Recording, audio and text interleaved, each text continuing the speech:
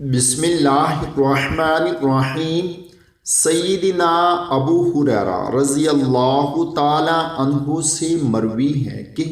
نبی اکرم صلی اللہ علیہ وآلہ وسلم نے ارشاد فرمایا، جس نے دن میں 100 مرتبہ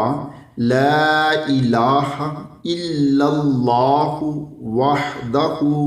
لا شریک لہ لہ الملک وَلَهُ الْحَمْدُ وَهُوَ عَلَى كُلِّ شَيْءٍ قَدِيرٌ پڑھا، اسے 10 غلام آزاد کرنے کا ثواب ہوگا،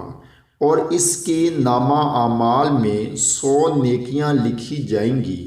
اور 100 گناہ مٹا دیے جائیں گے،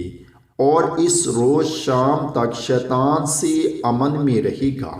اور اس سے بہتر کوئی شخص نہ ہوگا لیکن جس نے اس سے بھی زیادہ اسے پڑھا ہو۔